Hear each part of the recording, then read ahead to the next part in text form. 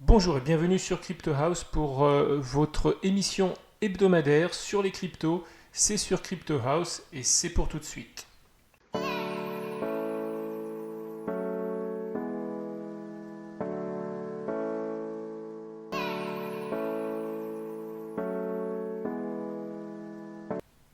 Alors on va démarrer par regarder rapidement où en est le Bitcoin.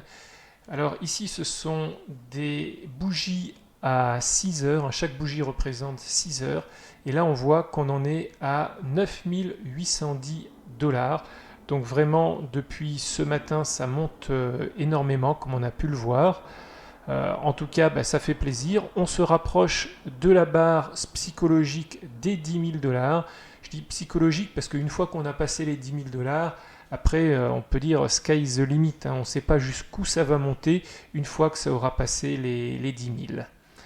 Alors, si on regarde maintenant le market cap, on en est quasiment à 300 milliards. On est à 299,245 milliards. Donc, on a presque passé cette barre. Encore, là aussi, c'est une barre, un seuil psychologique. Bon, on est loin du all-time high, des 800 milliards. Mais bon, on s'en rapproche petit à petit et on voit que depuis ce matin, on a en tout cas le top 10 qui est dans le vert. Et plus on descend, bon alors moins les progressions sont importantes, mais il y a encore des belles progressions un petit peu partout et un Bitcoin et un Ethereum qui mènent la danse avec presque 5% et plus de 6% pour Ethereum. Alors si on regarde maintenant les progressions dans la semaine, alors on regarde cette troisième colonne ici à 7 jours et on voit qu'on a un Bitcoin à 18%, Ethereum à 12%, XRP à 9%. Ensuite ça diminue un petit peu, on voit que c'est vraiment le top 3 qui mène la danse. Si on prend un Binance Coin, on est à 7%, Monero reprend 20%, mais donc on voit que ici tout est très très positif à part quelques tokens. Alors je ne sais pas si vous avez déjà entendu parler du FATF. Alors c'est pour Financial Action Task Force. Peut-être en français ça vous dit plus quelque chose parce que c'est le groupe d'action financière, le GAFI. Et donc c'est un organisme gouvernemental qui a été créé en 1989 par plusieurs ministères et par plusieurs membres États. Et les objectifs du GAFI sont d'élaborer les normes et promotions en matière de lutte contre le blanchiment de capitaux, le financement du terrorisme et les autres menaces à l'intégrité du système financier international. Ça y est, ils s'attaquent maintenant aux cryptos et ce qu'ils veulent, c'est que, alors ils le mettent ici, ce qu'ils veulent, c'est que pour chaque transaction soit attachée l'identité du payeur et du bénéficiaire sur la blockchain. Donc, on est dans Big Brother is watching you. Alors, je ne pense pas non plus qu'ils aient compris exactement comment fonctionne la blockchain, parce que avoir les informations du bénéficiaire et du payeur on-chain, c'est vraiment comme ça qu'ils le veulent, ça va être quand même assez compliqué, parce que ça veut dire que toutes ces blockchains qui ont été créées devraient être remodelées pour pouvoir intégrer ces informations. Et aujourd'hui, ça ne fonctionne pas du tout comme ça. Alors, ils disent aussi dans l'article qu'ils veulent impliquer les exchanges, car ce sont eux qui connaissent notre identité. C'est normal, quand on s'enregistre sur un exchange, on fait ce qu'on appelle le KYC, le Know Your Customer, et donc ils savent qui on est. Et aussi pour les aider dans cette tâche, donc le GAFI va introduire un organisme spécialisé qui s'appelle le Virtual Assets Service Provider, le VASP, ou en français on pourrait appeler ça par fournisseur de services d'actifs virtuels. Donc à suivre, mais ces contrôles vont faire que les gens ils vont peut-être moins utiliser les gros exchanges centralisés, ils vont passer plus vers des exchanges décentralisés et puis faire aussi beaucoup plus de transactions de wallet à wallet. Alors on en passe maintenant aux nouvelles sur les cryptos et on va parler d'Ethereum. Ça fait un certain temps qu'on n'a pas parlé d'Ethereum et là on va parler d'une évolution d'Ethereum puisqu'on parle maintenant d'Ethereum 2.0. Donc c'est quoi ce 2.0 Ça va être le Proof of Stake. Enfin, Ethereum va passer au Proof of Stake, et c'est prévu pour le 3 janvier 2020. Et pourquoi le 3 janvier 2020? Parce qu'ils disent, en fin de compte, alors c'est Justin Drake, un des chercheurs principaux du développement d'Ethereum 2.0, qui ont choisi donc cette date car c'est le 11e anniversaire du bloc Genesis, donc du premier bloc du Bitcoin. Donc, bon, pourquoi pas lancer Ethereum 2.0 ce jour-là. Alors, ça, c'est une première phase. Il va y avoir une deuxième phase d'évolution qui va être le sharding. Malheureusement, là, pour le sharding, il va falloir attendre encore 2 ans. Donc, on parle plutôt de 2021. Alors maintenant, on va parler du Bitcoin Cash et du Bitcoin Cash SV parce qu'ils sont en difficulté financière. Alors, il y a eu une discussion entre des développeurs sur Telegram qui a été enregistrée par quelqu'un et qui a posté les différents échanges entre les développeurs et qui montre que pour continuer le développement, il leur faut de l'argent et aujourd'hui, cet argent, ils ne l'ont pas. Pourquoi ils ne l'ont pas? Parce qu'en fin de compte, dans la guerre entre Bitcoin Cash et Bitcoin Cash SV, qui a eu en novembre 2018, quand il y a eu donc le fork du Bitcoin Cash avec le Bitcoin Cash SV pour Satoshi Vision, globalement, en tout cas ce que nous dit BitMEX, c'est qu'ils ont dépensé 14 millions de dollars pour qu'une chaîne prenne le devant sur l'autre, et puis à la fin, les deux chaînes ont été en parallèle. Mais donc aujourd'hui, il en résulte qu'ils n'ont pas suffisamment d'argent pour continuer le développement. Faites attention où vous mettez votre argent, regardez vraiment les cryptos qui sont en train de monter, celles par exemple que les grandes sociétés d'investissement vont supporter, notamment dans les ETF ou ETH. Et on voit qu'on retrouve tout le temps le Bitcoin, l'Ethereum, le XRP, parfois le Litecoin, mais on voit qu'on ne fait jamais mention de Bitcoin Cash et encore moins de Bitcoin Cash SV. Donc si aujourd'hui ça semble attractif, faites attention sur un long terme parce que sur un long terme, ces cryptos risquent simplement de diminuer. En tout cas, si elles ne trouvent pas rapidement des fonds, elles ne vont pas pouvoir continuer ici le développement. Donc je souhaite simplement lancer un warning. On passe maintenant à IOHK qui est la société derrière Cardano et ils viennent de signer un MOU, donc Memorandum of Understanding, avec le gouvernement de Géorgie. Et on lit dans l'article plus particulièrement avec le ministère de l'Éducation et de la Science dans le but de mettre en place des projets sur la blockchain Cardano au niveau des services gouvernementaux, éducation et de plusieurs business sans qu'ils donnent plus d'informations. Donc c'est la deuxième fois que Cardano arrive à collaborer avec un pays. On a eu le Rwanda il y a quelques semaines, maintenant la Géorgie. Donc on a l'impression que Cardano a trouvé un petit peu son business model. Le but est d'attaquer carrément en haut de la pyramide au niveau des gouvernements pour petit à petit ensuite récolter dans l'écosystème d'autres sociétés, notamment après des sociétés privées. On va voir si ça fonctionne, mais en tout cas je pense que c'est un bon moyen d'avoir l'adoption d'un pays entier. On va maintenant parler des terminaux financiers de Thomson Reuters et Bloomberg. Ce sont des terminaux qui sont utilisés à travers le monde par toutes les institutions financières pour recevoir donc des flux d'informations continus avec des indices et autres. Et ça y est, maintenant les cryptos sont intégrés au flux financier et cette information est fournie par CryptonDex, donc qui s'est associé à Thomson Reuters et Bloomberg. Et ce qui est intéressant, c'est qu'ils ne vont pas simplement se contenter de donner le top 2, top 3 ou top 10, top 3 un peu comme va le faire le Nasdaq. Non, ici c'est carrément un top 100 qui va être envoyé.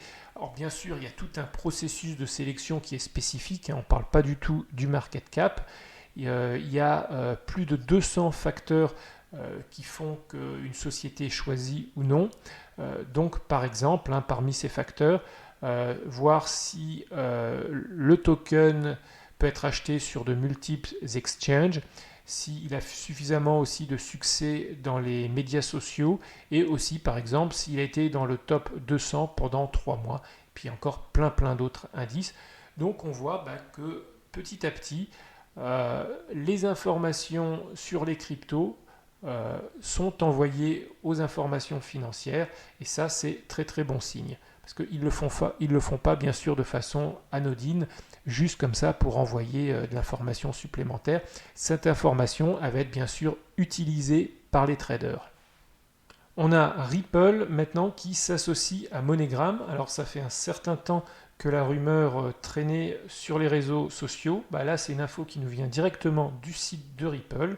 Et le but c'est de supporter les services de transfert de fonds à l'international de MoneyGram. Et ce qui est intéressant, c'est qu'ils vont utiliser Xrapid, parce que ça va leur permettre de ne pas approvisionner les comptes dans de multiples monnaies à l'avance. Ça c'est vraiment un problème du transfert de fonds. C'est aussi pour ça que c'est lent, c'est pour ça que c'est très cher. Et donc ce qui est intéressant pour nous, c'est que le Xrapid utilise le token XRP. Alors on a le CEO de MoneyGram, Alex Holmes, qui dit « Grâce au produit Xrapid de Ripple, nous aurons la possibilité d'envoyer instantanément les fonds en dollars vers les devises de destination 24/24, 7 jours sur 7, ce qui pourrait révolutionner nos opérations et rationaliser considérablement notre gestion globale de liquidité. » Donc c'est un message vraiment positif. En tout cas, Alex, bienvenue dans l'ère de la blockchain, si tu nous écoutes. Alors moi ce que j'aime bien, c'est que c'est bien que petit à petit, de plus en plus d'institutions financières comprennent l'intérêt de la blockchain, et puis ici en plus, à la place d'utiliser une blockchain privée, ils utilisent une blockchain publique avec des tokens du market cap. Ça va forcément sur le long terme avoir un impact sur le XRP. Alors ce qui est important aussi de noter, c'est que MoneyGram est sur un marché qui est de 600 milliards de dollars par an dans plus de 200 pays. Donc on parle d'un très très gros marché. Je ne sais pas aujourd'hui du tout l'impact sur le XRP, mais quand ils vont commencer à utiliser le produit massivement, ils vont acheter du XRP pour pouvoir justement faire ces transferts de fonds. Alors on a donc aussi Brad Garlinghouse, qui est donc le CEO lui de Ripple, et il dit que ce partenariat stratégique permettra à MoneyGram d'améliorer considérablement ses opérations et permettra à des millions de personnes dans le monde entier de bénéficier de son efficacité accrue. Donc il s'agit d'un jalon important dans la transformation des paiements transfrontaliers, et j'espère un partenariat long terme et stratégique entre nos deux sociétés. Alors si vous êtes un abonné de la chaîne Crypto House, vous avez vu que avant-hier j'ai sorti une vidéo d'introduction sur le Libra, qui est donc la nouvelle crypto de Facebook. Alors elle ne va pas être lancée tout de suite, on attend 2020, et encore on ne sait pas si c'est début ou fin 2020, mais avec tout ce qui se prépare autour, je pense que ça va être plutôt fin 2020. Donc là je souhaite faire un petit complément d'information, et on a l'information sur Boursorama ici, qui nous vient de Bruno Le Maire, donc qui est notre ministre de l'économie et des finances, et il estime lui que la crypto-monnaie de Facebook ne peut pas être souveraine et venir concurrencer les monnaies émises par les banques centrales, et que les limites doivent être posées, parce que bien sûr Facebook c'est une société privée commerciale. Alors ensuite dans l'article ils le citent, ils disent que Facebook a créé un instrument de transaction. Alors pourquoi pas? En revanche, que ça devienne une monnaie souveraine, ça, il ne peut pas en être question. C'est ce qu'il a dit sur Europe 1. Il remet notamment en cause le fait que Facebook, contrairement aux autres crypto-monnaies, va constituer des réserves de devises pour assurer sa stabilité. Alors, on a vu dans le white paper que j'ai enfin réussi à télécharger grâce à un abonné qui m'a mis le lien, parce qu'il ne faut pas aller sur libra.com, mais libra.org. D'ailleurs, je l'ai ici, voilà, libra.org. Et donc dans le white paper, on apprend que effectivement, il va y avoir tout un panier de devises, et même pas que des devises, peut-être des obligations et autres. Mais bon, ça, ce sera à préciser dans le futur. Alors pour le ministre français, cela représente une menace pour les États qui ont, eux, un intérêt public, alors que Facebook et ses partenaires, ils ont un intérêt privé. Il invoque pour cela donc la protection des consommateurs, s'inquiète des données personnelles qui pourraient être mises en danger. Bon, C'est pas comme si Facebook n'avait pas un petit historique là-dessus. Et de son côté, Facebook, lui, il a rassuré quant au caractère privé de sa plateforme dans sa communication. Alors, pour en avoir le cœur net, vu que tout est privé, j'ai regardé tout simplement les conditions d'utilisation de Calibra, qui est la plateforme qui va servir au paiement. Alors, ce n'est pas la crypto-monnaie en elle-même, mais celle qui va permettre de faire ces échanges. Alors, ils disent, dans certaines circonstances, nous pouvons partager vos informations avec des tiers sans préavis, comme indiqué ci-dessous. Donc, ça, c'est l'article, c'est ici. Alors, il commence par nous partageons des informations avec des fournisseurs tiers et des fournisseurs de services, notamment Facebook. Ils disent qu'ils prennent en charge le site web, le réseau, etc. Donc, bref, comme c'est une app de paiement, ils vont partager, je pense, toutes vos transactions financières avec Facebook, mais pas simplement, puisqu'ils parlent ensuite des affiliés. Et donc, ils partageront aussi les informations avec les affiliés, tels que d'autres produits de la société Facebook comme WhatsApp, Instagram, Messenger. Cependant, nous ne partagerons pas votre adresse électronique avec nos affiliés. Donc, ils vont partager vos transactions financières, mais vous pouvez être assuré, ils ne partageront pas votre email. Alors, parmi les autres sociétés, parce que dans les affiliés, il y a aussi tout cela, donc eBay, Uber, Lyft, Coinbase, etc., etc. Mais c'est pas fini. Ensuite, pour des fins légales, mais ça c'est normal, ils vont partager les informations avec des banques, des institutions financières, au cas où ils détectent des fraudes, ou que vous sortez du pattern normal. Donc c'est ce qui se passe, les banques, si jamais il y a une suspicion de fraude, elles peuvent être amenées à dévoiler vos informations. Donc là, ça ne me choque pas. Ensuite, il continue aussi avec votre consentement. Donc nous pouvons partager des informations à toute autre fin qui vous est divulguée au moment où nous recueillons les informations ou conformément à votre consentement. Alors, en gros, ça veut dire qu'ils peuvent partager à peu près toutes les autres informations avec votre consentement. Donc, c'est parfois vous connectez à un site et puis on vous dit est-ce que vous acceptez les conditions. Et là, si Facebook, Calibra ou autre vous demande d'accepter les conditions, en gros, c'est la porte ouverte vers tout et n'importe quoi. Ça veut dire que vous avez peut-être accepté de partager toutes les informations avec même des fournisseurs extérieurs à l'écosystème. Donc faites vraiment, vraiment attention quand on vous demande d'accepter quelque chose. Alors c'est pas la fin par rapport à Facebook. On a aussi côté des États-Unis, donc les démocrates représentés par Maxime Walters, qui ont appelé à un arrêt du développement de Libra pour avoir une explication auprès de la House of Financial Services Committee. Alors, Walter, il dit les régulateurs devraient voir cela comme un signal d'alarme pour se pencher sérieusement sur les problèmes de confidentialité et de sécurité nationale, des risques de cybersécurité et des risques commerciaux posés par les crypto-monnaies. Ensuite, compte tenu du passé trouble de la société, je demande à Facebook d'accepter une suspension du développement du Libra jusqu'à ce que le Congrès et les régulateurs aient la possibilité d'examiner ce problème et d'agir.